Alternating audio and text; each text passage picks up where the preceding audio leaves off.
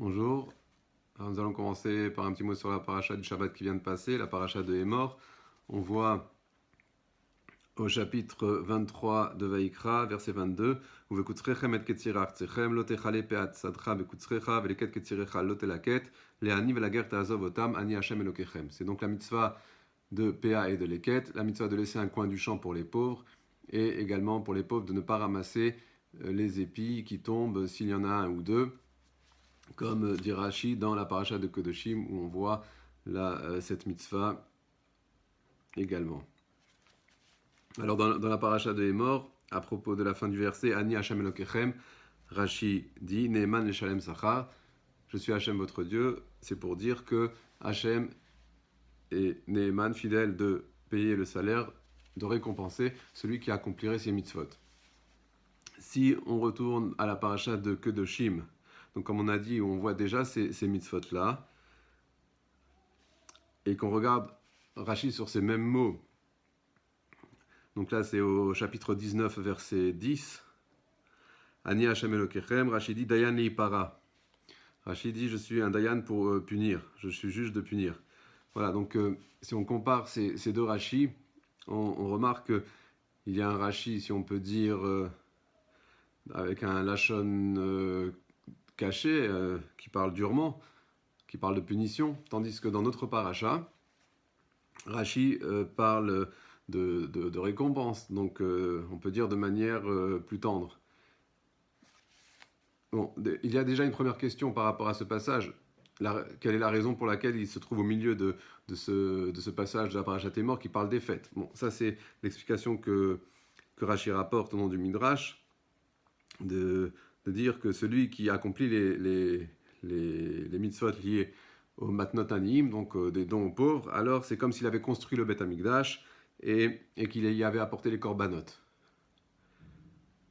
Donc on voit que la raison pour laquelle les fêtes sont marquées dans Vaïkra, c'est bien parce que c'est lié au sacrifice, justement dans le Sefer Vaïkra qui traite des sacrifices. Bon. Ça, c'est la raison pour laquelle on trouve cette mitzvah dans la paracha de Hémor. Donc, pour revenir à notre première remarque, alors bon, j'ai pensé qu'on peut peut-être dire que la différence, c'est que Kedoshim, c'est une paracha qui commence par le terme de Vayedaber, parler, et qui est un terme de parler de manière plus dure, tandis que la paracha de Hémor commence donc avec le verbe lémor, qui lui est un lashon plus tendre. C'est ce qu'on voit à propos du début de la paracha avant les Aseret Adibrot, avant le Matan Torah, donc dans Parashat Yitro, quand c'est marqué Kotomar les Bet Yaakov, Vetaged les Bet Israël, Vetaged l'Ivné Israël, pardon. Ainsi tu diras à la maison de Yaakov, on voit que Rashi dit les Bet Yaakov Elo Anashim, Tomar Laen Belashon Raka. Que Bet Yaakov, c'est dit à propos des femmes auxquelles il faut parler Belashon Raka avec un Lashon tendre. Donc ça rejoint l'idée qu'on a émis de dire que la paracha de Kedoshim présenterait les choses sous l'aspect du din, du jugement, tandis que la paracha Hémor de manière plus tendre, on dirait, sous l'aspect de la rachamim. Bon, évidemment, ce n'est pas un pshat en bonne et due forme, hein, mais de l'ordre de l'idée. Voilà. Alors, on va reprendre le passage de la Gemara où on était arrivé dans Baba Metzia d'Avdalet.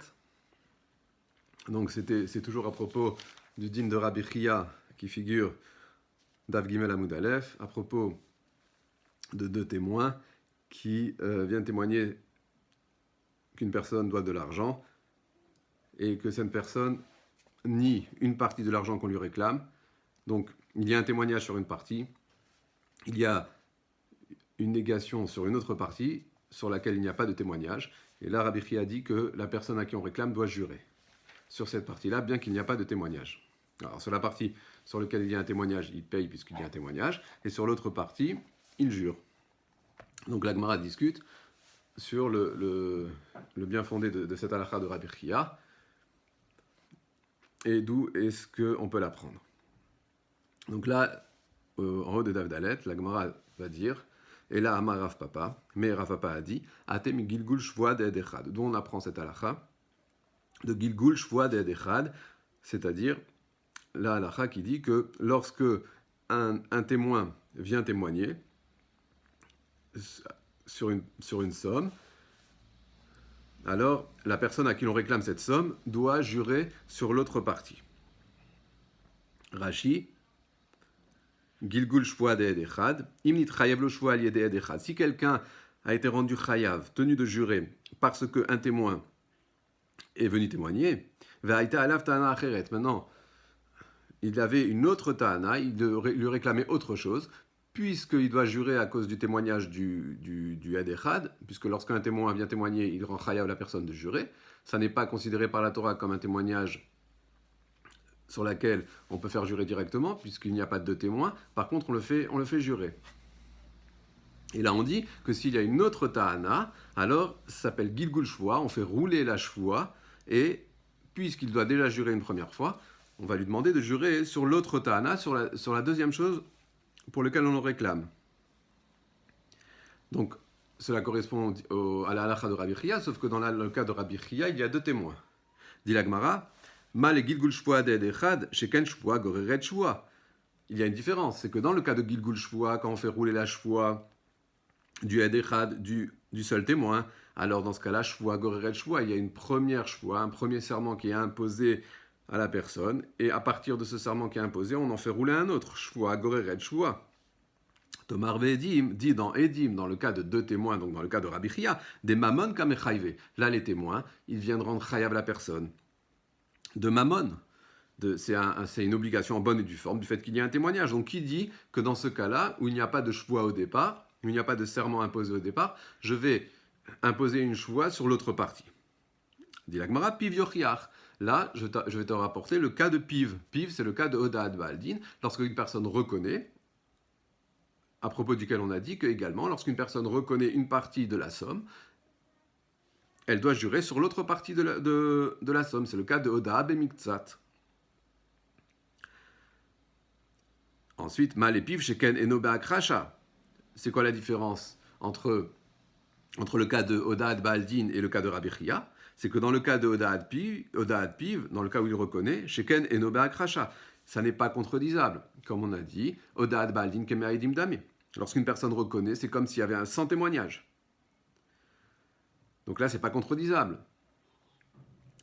Contrairement au cas de Rabbi Chia où il y a un témoignage, là c'est contredisable, puisque s'il y a deux autres témoins qui viennent contredire les deux premiers témoins, alors cela invalide le témoignage. Dit la Gemara, Edechad yochiach, she'eshno ba'akrasha ou mechayvo shvoa. Donc là, je retourne au cas du Edechad, au cas où on impose de jurer parce qu'il y a un témoignage un seul témoin, qui lui, yeshno ba'akrasha, lorsque c'est un témoin, s'il y a un autre témoin qui vient le contredire, cela est contredisable. Ou mechayev shvoa. Et quand même, c'est mechayev shvoa, quand même, ça rend chayav de shvoa. Dit la Gemara, Malé Edechad, sheken alma shemeid ou nishba, tomar be'edim, she alma shekafar ou nishba. Alors la différence là, ça va être que lorsqu'il y a un témoin, alma shemeid ou nishba, l'obligation de jurer porte sur la somme à propos duquel ce témoin a témoigné. Tomar dit, mais dans le cas de Rabbi Chia, on ne fait pas jurer sur la somme du témoignage. Sur la somme du témoignage, il y a deux témoins. Et lorsqu'il y a deux témoins, inutile de recourir au serment. Donc Tomar Be'edim, Shalma chez Kafar ou Nishba. Donc dans le cas de Rabbi Chia, on le fait jurer sur la somme qu'il a niée et sur laquelle il n'y a pas de témoignage. Puis donc là, à ce moment-là, ce sera différent du cas de Edechad, où le cas de Edechad, on fait jurer sur l'autre partie de la somme. Puis donc là, on retourne au cas de Odad Baldin, où également, on fait jurer sur la somme, sur l'autre partie de la somme, sur la somme qu'il a reconnue, il paye directement, puisque comme on a dit, Odad Baldin Keme'aidim Dame, et on va le faire jurer sur l'autre partie de la somme, donc ça va rejoindre le cas de Rabbi Chia.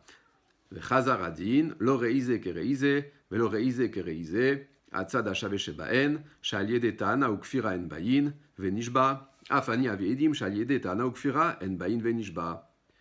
Donc, Là, dit la Gemara, Chazaradin, le din revient. Chaque fois, là, on apprend ce que l'on ne peut pas apprendre d'un cas, on l'apprend de l'autre.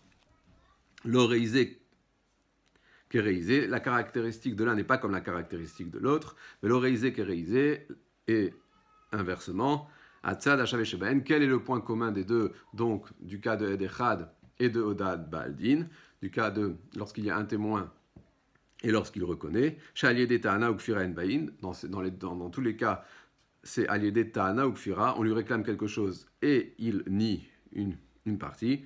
Afani Evi Edim, donc là je vais emmener également le cas de Rabbi Chia, où il y a deux témoins, Shaliede Ta'ana ou Kfira en Bain, Venishba. Donc par association du cas de Ed Echad et de Odat Piv, je peux apprendre le din de Rabbi Chia et en conclure que lorsqu'il y a deux témoins qui viennent témoigner sur une somme et que la personne a nié une autre partie sur laquelle il n'y a pas de témoignage, il doit jurer.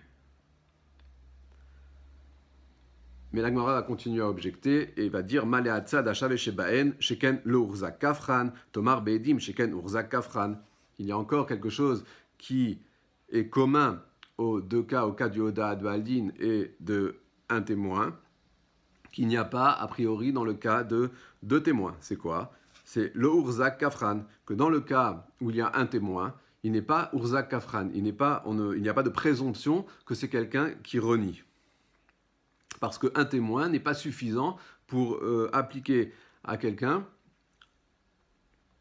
cette présomption de Kafran, de dire que c'est quelqu'un qui ment. Tomar Be'edim, mais dans le cas où il y a deux témoins, dans le cas de Rabbi Chia, il y a deux témoins qui l'ont contredit sur la première partie de la somme. Donc là, je vais dire que Urzak Kafran, qu'il y a une chazaka, une présomption de Kafran, de quelqu'un qui ment. Et qui me dit que lorsqu'il va jurer sur l'autre partie, qu'il ne ment pas également. Donc là, c'est une raison de dire que dans le cas de Rabbi Chia, on ne va pas demander de jurer, puisque ça ne va servir à rien, puisque c'est un menteur. Mais dit la Gemara, non. Ou Be'edim, mi Urzak Kafran. Est-ce que vraiment, lorsqu'il y a des témoins, Urzak Kafran, il y a cette présomption de Kafran, de menteur? Non. Va'amar Ravidi Baravin Amar Afrizda, Akofer Bemilve, Kacher Leedut, Bepikadon, Pasul Leedut. Non, parce que Ravidi Baravin, il a dit au nom de Rafrizda, que Akofer Bemilve, que quelqu'un qui renie un prêt qu'on lui réclame, Kacher Leedut, il reste apte à témoigner. C'est pas le fait qu'il ait nié un prêt et qu'il y ait un témoignage contre lui, que ça l'invalide pour témoigner. Pourquoi? Parce que dans le cas d'un prêt, on dit que ce qu'il a nié, c'est pour gagner du temps. Alors que dans Picadon, s'il a renié un Picadon, un objet qu'on lui a posé en dépôt, là, pas sous les doutes. Là, il devient, s'il y a un témoignage qu'il a nié alors que l'objet se trouvait chez lui, là, il devient pas sous les doutes, il devient impropre à témoigner parce que c'est un menteur. Parce qu'il n'y a pas de raison de dire qu'il a renié pour gagner du temps. Bon, Rashi pose la question, dans le cas où il a perdu l'objet, il pourrait gagner du temps, le temps de le retrouver.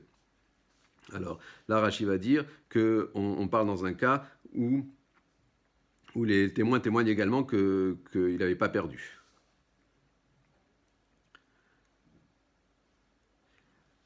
Donc cette objection-là de Urzak Kafran n'en est pas une. Et là, Parichachi, donc dit la Gemara, qu'est-ce qu'on peut objecter? Parichachi objecte ainsi Maleatzad Ashav Shebaen Sheken Enan Betorat Azama Tomar Beedim Shieshnan Betorat Azama. C'est quoi? Ça va être quoi la différence? C'est que dans le cas de lorsqu'il y a deux témoins, il y a Torat Azama. On avait dit déjà que il y a une différence entre Akracha et Azama. Akracha, c'est quand deux témoins viennent contredire frontalement deux témoins. Là-dessus, si on peut dire, c'est ex aequo. Il n'y en a pas l'un qui est plus fort que l'autre. Par contre, dans Azama, lorsqu'il y a deux témoins qui viennent et qui disent « Vous ne pouvez pas témoigner parce qu'à ce moment-là, vous n'étiez pas à l'endroit où vous dites avoir été pour témoigner. Vous ne pouvez pas témoigner parce que vous n'étiez pas à l'endroit où s'est passée la chose. » Alors là, c'est une Azama. Donc là, la Torah, elle dit que c'est plus fort et l'on croit les deux derniers témoins. Et on applique le Knas, donc ceux que voulaient faire payer les premiers, c'est eux qui doivent le payer. Donc, dans le cas où il y a deux témoins, ils sont Betorat Azama. Donc ça, ce serait un point qui ferait qu'on ne peut pas apprendre de Da'at Baldin et d'un témoin parce qu'ils ne sont pas Betorat Azama. Un témoin, s'il y en a un autre qui vient et qui dit « tu ne peux pas témoigner parce que tu n'étais pas au bon endroit », on ne va pas appliquer le Knas au seul témoin, parce que parce que le din, ce din de Hazama, c'est uniquement lorsqu'il y a deux témoins. Dit la Gemara Alokashia, ça c'est pas une question, tu ne peux pas repousser le din de Rabbi Chia à partir de là, parce que Rabbi Chia, Torah Hazama aloparir. Parce que Rabbi Chia, pour lui, le fait qu'ils n'ont pas de Torah Hazama, c'est pas une pirra, c'est pas une objection. Parce que le fait que, même dans un témoin, s'il y a une Hazama, le témoin est contredit et cela invalide son témoignage, ça suffit pour dire que c'est la même chose. C'est pas parce que je n'applique pas le knas que ça vient me dire quelque chose à propos de la crédibilité du témoignage. Dans les deux cas, le témoignage est invalidé, donc ils sont au même niveau par rapport à ça. Le fait que par rapport au knas, par rapport à l'amende, que la Torah dise que l'amende n'est payée par les témoins que lorsqu'il y a deux témoins, ça c'est pas considéré par Rabbi Chia comme un point fort qui va objecter son limoud, le fait qu'il apprenne donc que la personne à qui on en a réclamé l'argent doit jurer donc sur la deuxième partie du fait de ce témoignage. Donc on remet sur pied le din de Rabbi Chia.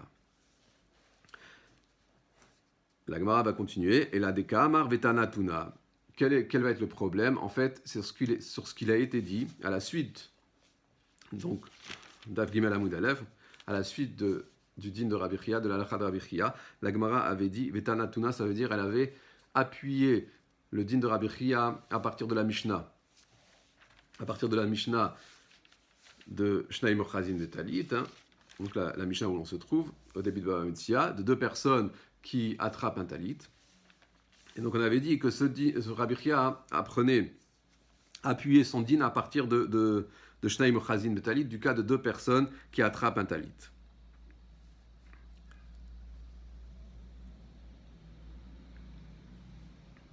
Donc, et là, des Kamar Vetanatuna, Midame. Dit la Gemara, est-ce que ça ressemble? Tu rapportes la Mishnah pour appuyer ta halakha, Rabbi Chia, Midami, est-ce que ça ressemble? Est-ce que c'est la même chose? Atam, les malveit les saad et les lovelit les saad. Là-bas, dans le cas de Rabbi Chia, le malvé, le prêteur, il a des témoins. It les saad, il a des témoins qui appuient ce qu'il dit pour la première partie de l'argent. Le lové, mais l'emprunteur. Lit les saad, il n'a aucun témoin. De l'omasikle velomidi qu'il ne lui doit rien. Deya voulait saad, le lové de l'omasikle velomidi, parce que s'il avait des témoins, le lové, qu'il ne lui devait rien, l'obaï Rabbi Chia l'ishtabou, et dans ce cas-là, Rabbi Chia n'aurait pas demandé à jurer. Oui. Dans le cas où si le lové avait des témoins qui venaient appuyer ce qu'il dit, qu'il nie le fait de devoir de l'argent, alors là, Rabbi Chia n'aurait pas demandé de jurer. Si sur la première partie de la somme, il y avait ex aequo entre le malvé et le lové, que chacun avait ses témoins, il n'y aurait pas eu de chiyuv de shuvah. Donc dans la Mishnah, Acha, ici, dans notre Mishnah, qui est Anan Saadeh Be'ay, Anan Saadeh Be'ay, tu dis que le fait qu'on attrape le talit, c'est considéré comme un témoignage. Mais chacun a son témoignage pour lui, chacun attrape le talit. Donc tu ne peux pas apporter le cas de la Mishnah pour dire voilà, j'ai un cas où on réclame une partie d'un objet à quelqu'un et on le fait jurer sur l'autre partie. Parce que dans ce cas-là, les deux ont leur témoin, entre guillemets, c'est-à-dire leur témoignage, le fait d'attraper le talit, pour eux. Donc c'est ex aequo. Et qui te dit qu'on va faire jurer sur l'autre partie dans ce cas-là? Va filo achrimishtab, et quand même la Mishnah dit qu'il faut jurer. Donc ça ne ressemble pas. Tu ne peux pas appuyer ta halakha Rabbi Chia sur la Mishnah. Et là, qui itmar vetanatuna aïdach de Rabbi Chia itmar. En fait, lorsqu'il a été dit vetanatuna, en fait, il y a eu une confusion, si on peut dire, lorsque, dans la première partie de la Gemara d'Av Gimel, quand on a rapporté la Mishnah pour appuyer les dires de Rabbi Chia, c'est en fait, ça a été dit sur un autre din de Rabbi Chia. Et là, Kiitmar Vetanatuna, lorsqu'on a dit Vetanatuna, qu'on a rapporté la Mishnah en preuve à Rabbi Chia, Aïdar de Rabbi Chia, ça concerne un autre din, une autre halakha qu'a dit Rabbi Chia. Donc, Aïdar de Rabbi Chia Itmar, ça a été dit sur un autre Rabbi Chia, une autre halakha que Rabbi Chia a dit, d'Amar Rabbi Chia, c'est quoi cette halakha? Que Rabbi Chia il a dit, Mané libiadecha, valomer en lecha biyadi ela nunzuz, ça veut dire chamishim zuz, ve'elach chayav. C'est le cas de quelqu'un qui réclame de l'argent à l'autre. Mané libiadecha, tu me dois un mané, donc 100 zouz. Va à l'Omer et l'autre il lui dit Encha beyadi ela nun zouz. Tu n'as dans ma main seulement 50 zouz. Je ne te dois en fait que la moitié de ce que tu me réclames, 50 zouz. Ve'elach. Et voici les 50 zouz que je te dois. La personne à qui l'on réclame sort la moitié de la somme et la rend directement. Chayav. Rabbi Chia dit, il est tenu de payer. Ça veut dire, on a dit que Modeb Miksatataana, Chayav du Shabbat, quelqu'un qui reconnaît une partie de la somme qu'on lui réclame, il doit jurer. Ça, c'est la halakha de base. Lorsque quelqu'un reconnaît une moitié de ce qu'on lui réclame pour un prêt, on lui demande de jurer sur l'autre partie. La partie qu'il reconnaît, il rembourse, et l'autre partie, il jure. Maintenant, on est dans un cas où la personne, elle paye directement la somme qu'elle reconnaît, c'est-à-dire la moitié, c'est Elach. Alors, la question, c'est est-ce que dans ce cas-là, on va également appliquer ce din de Modé B'Miktsatataana, sachant que dès ce moment-là, il ne doit plus que la moitié de la somme, puisqu'il a déjà payé la moitié. Mais, dit Rabbi Chia, ça ne change rien. Maïtama, pourquoi? Quelle raison? Elach nami, que Modé B'Miktsatataana dame. Elach, lorsqu'on dit la personne, elle dit Elach, même qu'elle rembourse directement, Elach nami aussi, que Modé B'Miktsatataana dame. Ça revient au cas de Modé B'Miktsatataana. Il n'y a pas de différence entre le cas de base de Modé B'Miktsatataana, quelqu'un qui reconnaît une partie et qui dit effectivement, je te dois cette partie et reviens me voir, et le cas où la personne paye directement. Et là, Betanatuna, là on va rapporter la Mishnah, Shnaim Ochazin Betalit, deux personnes, qui attrapent un talit. Ve'achaïs ikevan tafis, puisque chacun est aux fesses, chacun attrape le talit. Anan saade, nous sommes témoins des mailles de tafis et l'achou, que ce que la personne attrape est l'achou. C'est comme si on remboursait directement. Ça veut dire quoi? Ça veut dire que le fait que chacun attrape un talit, attrape la moitié, c'est comme s'il s'était déjà fait rembourser quelque part ce qu'on lui réclame, entre guillemets. Vekatane, Ishabu. Et c'est marqué dans la Mishnah qu'ils doivent jurer. Donc, c'est un cas qui ressemble au cas de Elach, et quand même on doit jurer. Donc Rabbi Chia dit, puisqu'il y a un chiyuv de choix dans la Mishnah, bien que cela ressemble au cas de Elach, donc dans Elach également, dans un cas de prêt, également je vais dire qu'il faut jurer. Ça, c'est l'avis de Rabbi Chia. Rav Sheshet, Amar, Elach Patour. Tandis que Rav Sheshet, lui, il n'est pas d'accord. Et il dit que Elach Patour, dans le cas de Elach, il n'y a pas le din de Modé B'Miktsatataana, qu'on doit jurer sur l'autre partie parce qu'on a reconnu une partie, parce que il a directement payé la partie qu'il reconnaît. Et donc, ça le rend Patour de jurer sur l'autre partie. Ça l'exemple de cette joie. Maïtahama, pour quelle raison? Kevan de Amar le Elach, puisqu'il lui a dit Elach, puisqu'il lui a payé directement, Anézouzé, ces zouzim, c'est cet argent, des kamo des begavayou, à propos duquel il reconnaît, Keman de Nakit leu malvedame. C'est comme si, c'est-à-dire même si le lové il prend pas l'argent qu'il lui présente, mais le fait qu'il les ait sortis, Keman de Nakit leu malvedame. C'est comme si le malvé les avait déjà en main, Keman de Nakit leu malvé, c'est comme si le malvé les avait pris, dame ça ressemble. Et Be'ena Hamishi, mais sur l'autre, c'est les autres 50 qu'il nie, à l'omodé, là il ne reconnaît pas. Il ne les reconnaît pas. Donc, en fait, le litige va porter à partir de là que sur la deuxième partie de la somme, et sur cette deuxième partie de la somme, il n'y a pas modé b'miktsatataana, c'est comme s'il niait une somme qu'on lui réclame entièrement, qu'il nie entièrement, et là, dans ce cas-là, il n'y a pas le modé b'miktsatataana qui lui demande de jurer. Il car les kaoda miktsatataana, c'est pour ça que ça ne ressemble pas à modé b'miktsatataana au cas de reconnaître une partie de ce qu'on réclame. Dit l'Agmara ou le Rav Sheshet, Kashia Matnitin, d'après Rav Sheshet, la Mishnah est difficile, puisqu'on a Rabbi Chia a appuyé son din à partir de la Mishnah. On a expliqué donc que le cas de la Mishnah ressemblait au cas de Elach, et quand même il y a un serment de choix. Amar lecha Rav Sheshet, il va te dire, Matnitin takanat chachamim i. La Mishnah, c'est une takana des chachamim. La Mishnah, le cas de la Mishnah où on demande de jurer, les chachamim, ils ont demandé de jurer, c'est une takana. Ils ont institué ce serment. Pourquoi? Pour pas que chacun, c'est marqué, par ailleurs, pour pas que chacun vienne, soit tokef, talito shel chavero, que n'importe qui puisse venir attraper un objet qui appartient à l'autre et dire c'est à moi. Donc c'est spécial. Ça n'est pas du tout dans la configuration de Modebe Miktsat Tatana. C'est une autre takana. Et donc, tu ne peux pas comparer à la Mishnah. Matnitin takanat chachamim avec le cas de Elach. Parce que la Mishnah takanat chachamim c'est une institution des chachamim particulière. Veidach et Rabbi Chia, lui, qu'est-ce qu'il va dire là-dessus? Oui, takanat chachamim, effectivement, je suis d'accord que c'est une takanat chachamim, que c'est les chachamim qui ont institué cette joie pour la raison qu'on a dite. Ou miou, cependant, iamarta bishlama midoraita. Ça va bien si tu dis que dans le cas de Elach, il y a quand même l'obligation de jurer, dans le cas où la personne paye directement. Chayav, que le chiyuv, l'obligation de jurer reste midoraita d'après la Torah. Alors, metakne rabanan shua ken doraita. Alors, les chachamim, dans le cas de la Mishnah de Shnei Mochazin Betalit, ils ont institué, rabanan les chachamim, shua, un serment, ken doraita, qui ressemble à celui de la Torah, c'est-à-dire dans Elach.